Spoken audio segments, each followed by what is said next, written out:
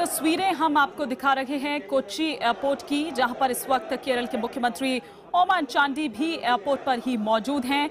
आपको बता दें कि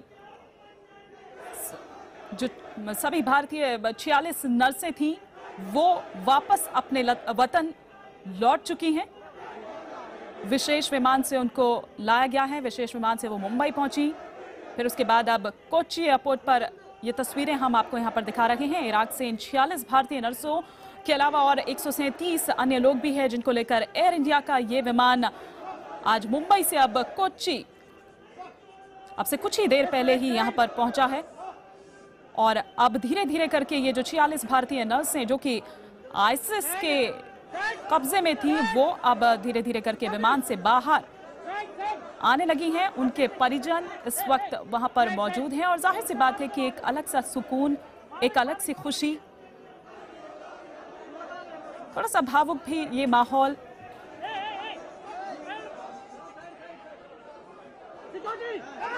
सीधी तस्वीरें इस वक्त जो हम आपको दिखा रहे हैं कोच्चि एयरपोर्ट से। केरल के मुख्यमंत्री ओमन चांडी भी यहाँ पर उन 46 भारतीय नर्सों के परिजन के साथ यहाँ हवाई अड्डे पर ही मौजूद हैं उनके स्वागत के लिए। यहाँ आपको बता दें कि एक विशेष इमिग्रेशन डेस्क जो है वो तैयार किया गया है।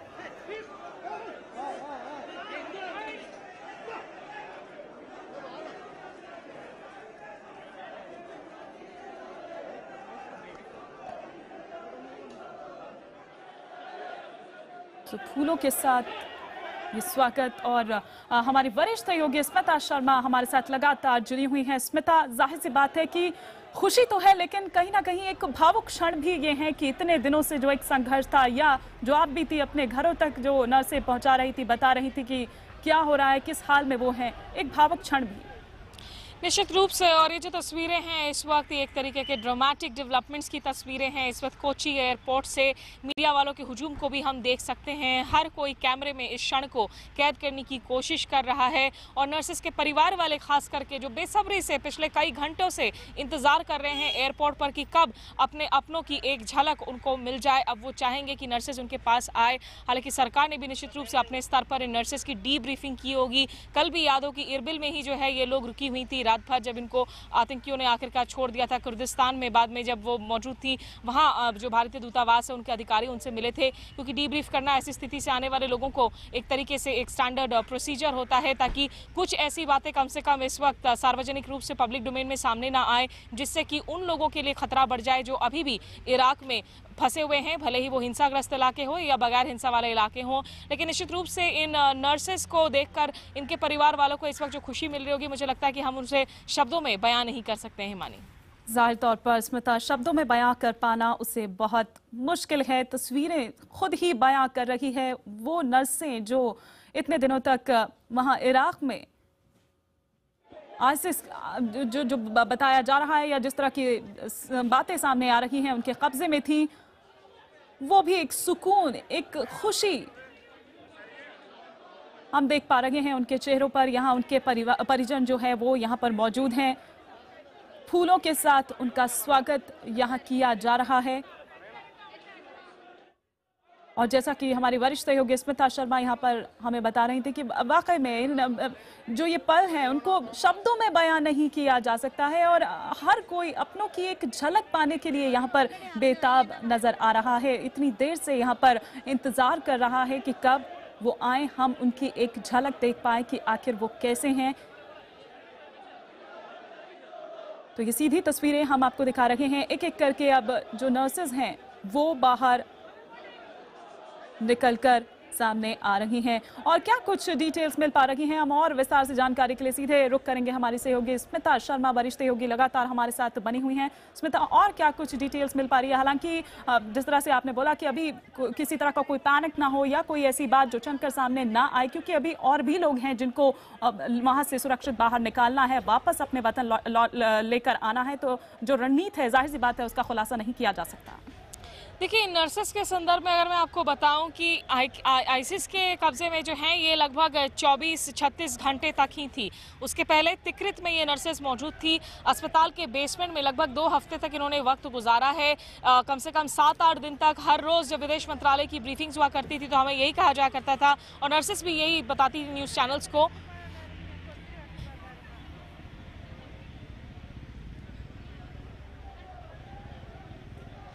जी,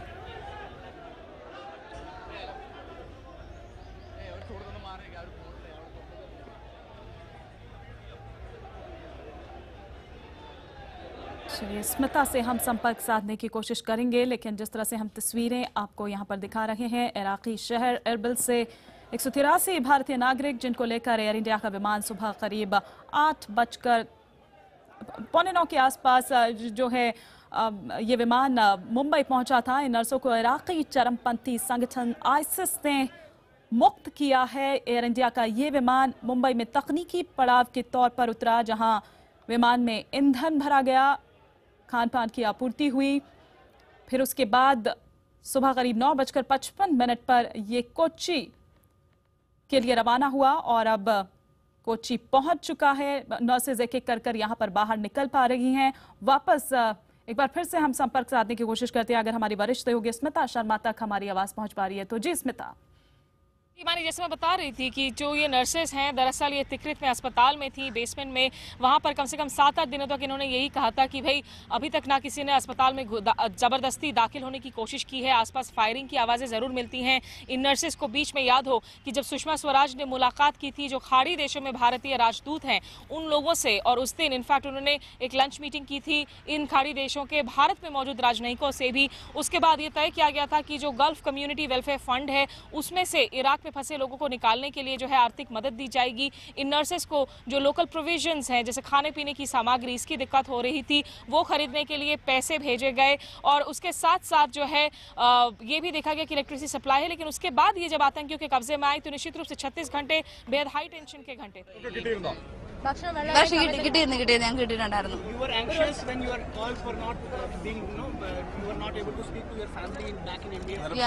Last 48 hours, can you just share what was your experience in last 48 hours?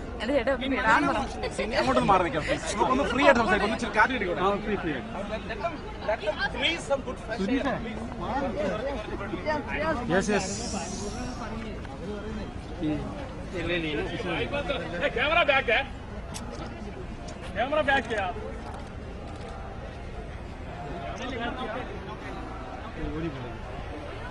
और कोई ये ले लिए तो हो गया, ये हो गया। अच्छी तरह बोल रही है ना, आज अच्छी तरह बोल रही है।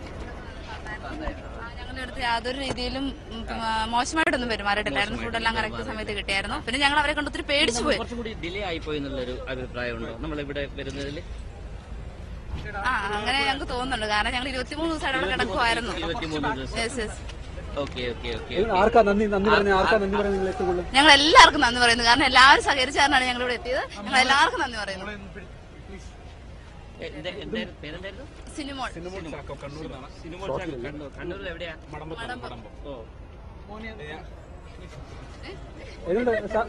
സന്തോഷമുണ്ടോ?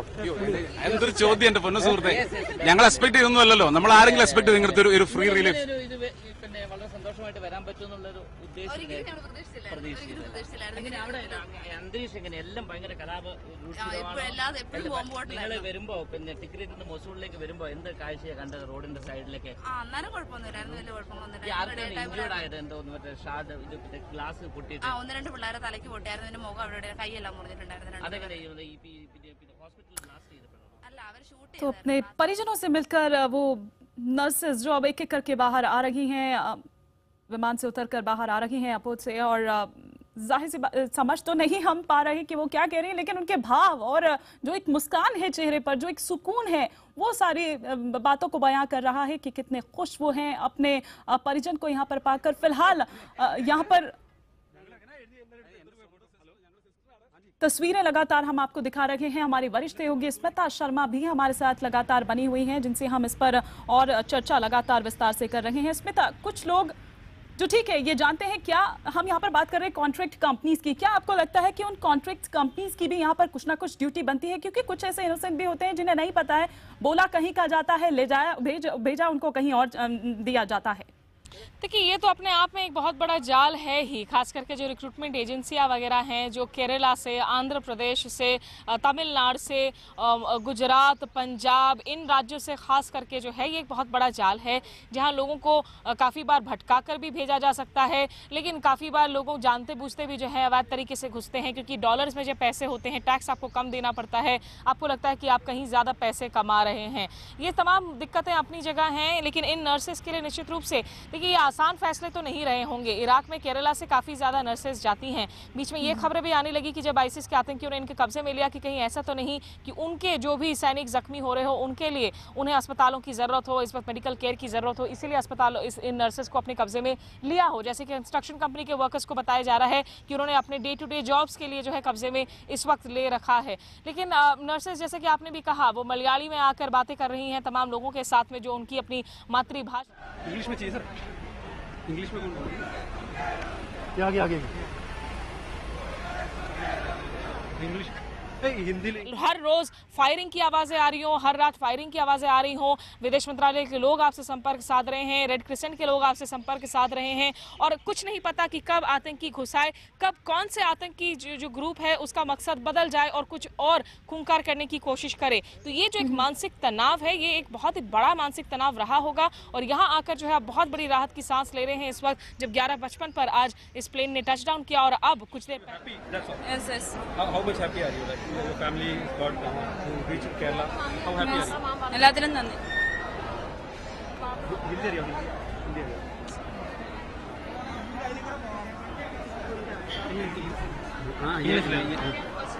I'm meeting your beloved ones after a long time. Okay. Speak English करेगा? हाँ, English संसारिए. We're meeting your beloved ones after a long time. You know, you have come from a Very thankful to all Manjandi sir and our Indian ambassador, Mr. Ajay Kumar sir, is very helpful us. He is very responsible and a sincere person. Thank you for all. the people who were, there, who were, trapped, you came with the masks. The people are, when we are seeing these people, we feel some fear, but they are not afraid, not harmful to us. They are behaving nicely. Did you, were you fearing, experiencing 2 lines of We feel tension, but Indian government is done a good job for us. Thank you. Your good name? Nino. Thank you, Nino.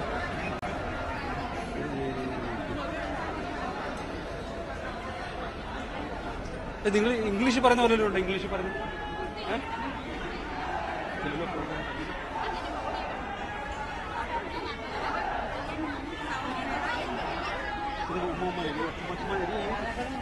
ഒന്നുകൂടെ ഒരു ഉമ്മ കൊടുക്കാം അമ്മച്ചി ഒരു ഉമ്മ വെറുതെ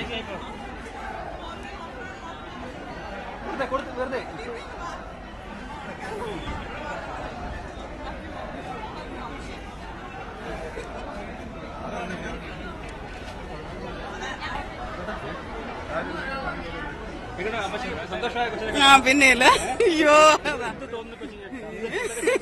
കടിച്ചു തിന്നു അത്ര എന്നാ വേണ്ടിയെന്ന് നമുക്ക് പറയാൻ പറ്റിയല്ല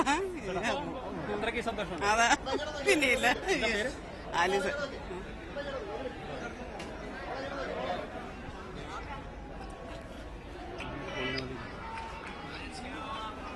സാറേ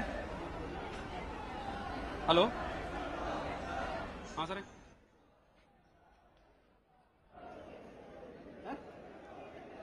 ഹിന്ദിയിലാ ഞാൻ ചോദിക്കാം സാറേ ഇട്ടുണ്ട് ചിലർ സമ്മതിക്കുന്നില്ല കാണാൻ സമ്മതിക്കുന്നില്ല വീഡിയോ വരാൻ സമ്മതിക്കുന്നില്ല हिंदी में बोलने वाले हैं परिवार वालों की खुशी देखते ही बन रखी है। 2 तस्वीरें हम आपको यहाँ दिखा रहे हैं और जाहिर सी बात है कि इन तस्वीरों पर उन परिवारों की भी नजर लगी हुई होगी जिनकी आंखें अभी भी इंतजार कर रही है अपने बेटे का। किसी का भाई है, किसी का पिता है, किसी का पति है, अभी भी जो इराक में फंसे हुए हैं। उन 39 भारतीयों में जाहिर सी बात है कि इन तस्वीरों पर वो भी लगातार अपनी नज़र बनाए हुए होंगे और एक कहीं उम्मीद और बड़ी होगी, एक जगह होगी कि हाँ, जो उनके परिजन हैं, जो उनके रिश्तेदार हैं, वो भी अब जल्दी घर वापस आ जाएंगे। दो तस्वीरें लगातार हम आपको दिखा रहे हैं। दोनों ही तस्वीरें कोच्चि एयरपोर्ट की है, जहां से जो 46 भारतीय नर्सेज हैं वो अब वापस अपने वतन लौट चुकी हैं। कोच्चि एयरपोर्ट की ये तस्वीरें जो हम आपको दिखा रहे हैं, यहाँ पर उनके परिजन उनके स्वागत के लिए यहाँ पर खड़े हुए हैं। साथ ही साथ मुख्यमंत्री ओमन चांडी भी यहाँ पर इस वक्त मौजूद हैं। हमारी वरिष्ठ सहयोगी स्मिता शर्मा भी लगातार हमारे साथ इस चर्चा में लगातार जुड़ी हुई हैं। स्मिता, हम बात कर रहे थे उन कॉन्ट्रैक्ट कंपनीज की कि कितना बड़ा ये नेक्सस जो पूरा जाल है वो फैला हुआ है, लेकिन कहीं स्मिता एक मजबूरी भी है जो आपको ले जाती है आगे, इनसे संपर्क साधने को कहती है, पैसा भी आपको देना पड़ता है, लेकिन शायद आप उस समय इन सारी चीज़ों से अनजान होते हैं। एक मजबूरी भी, तो क्या ये कहीं हमारी किसी कमी की ओर भी इशारा करता है? निश्चित रूप से हिमानी, देखिए ये एक बहुत बड़ा मुद्दा है। इसमें कई तरीके के पहलू हैं, आर्थिक हो, सामाजिक हो। ये कॉम्प्लिकेटेड मुद्दा है ये सिचुएशन, और इसने तमाम उन सवालों को वापस से खड़ा कर दिया है कि आखिर क्यों भारतीय जो है मजबूर होते हैं भारी तादाद में खाड़ी देशों में जाकर काम करने के लिए, जहाँ काम करने के जो हालात हैं उनके साथ बद से बदतर जैसे सलूक किया जाता है। काफ़ी महीनों तक हम काफ़ी बार ऐसे वर्कर्स के साथ संपर्क में आए हैं जिन्होंने मदद की गुहार लगाई हो कि भाई हमारा जो एम्प्लॉयर है उसने हमारे पासपोर्ट जब्त कर लिए, क्योंकि इन देशों में याद हो कि एम्प्लॉय कॉन्ट्रैक्ट वीज़ा दिया जाता है। उन्होंने पासपोर्ट जब्त कर लिया, वो हमारे साथ जानवरों की जैसा सलूक कर रहा है, खाना पीना नहीं दे रहा है, कई महीनों से पगार नहीं दे रहा है। इन मामलों को लेकर जो है सऊदी अरब की खास करके अगर हम बात करें, कुवैत की बात करें, यूएई की बात करें, यहाँ पर ये बहुत गंभीर मसले हैं और ये जुड़े हुए मसले हैं। लेकिन इस वक्त जो प्राथमिकता सरकार की निश्चित रूप से होगी जी, इराक की सिचुएशन से तुरंत डील किया जा सके। मैं बिल्कुल स्मिता, मैं वापस आऊंगी आपके पास, लेकिन लगातार चूंकि नर्सेज यहाँ पर ലോകം മൊത്തം ഞങ്ങൾക്ക് വേണ്ടി പ്രാർത്ഥിച്ചു, ഞങ്ങൾ നന്ദി അറിയിക്കുന്നു.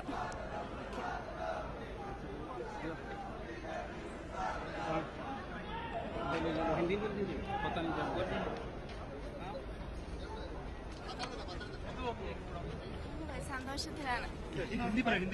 ഹിന്ദിയോ? എനിക്ക് ഹിന്ദി അത്ര അറിയാം. എന്റെ പേര് Sandra Sebastian. We are very happy. So, did you imagine that you could reach India after starting the war and all?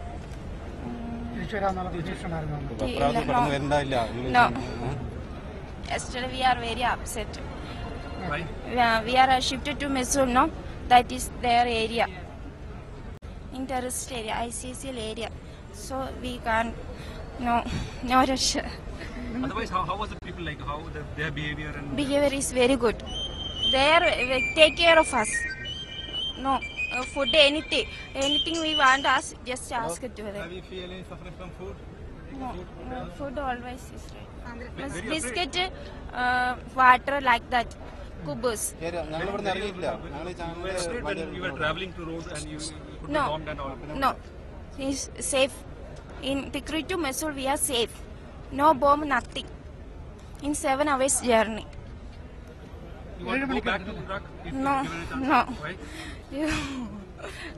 I can't go. If you know. Yes, we are very afraid. What's your name? My name is Sandra Sebastian. तो थोड़े डरे ज़रूर, थोड़ा तनाव भी ज़रूर, लेकिन खुश हैं कि अपने वतन वापस आ चुके हैं। और साथ ही साथ ये भी बताया कि जिन आतंकियों ने हमें अपने कब्जे में ले रखा था, उनका व्यवहार हमारे साथ बहुत अच्छा था। उन्होंने हमें पानी पीने को दिया, उन्होंने हमें बिस्किट्स या कुछ ऐसी चीज़ें और जो खाने पीने को उनको दी गई।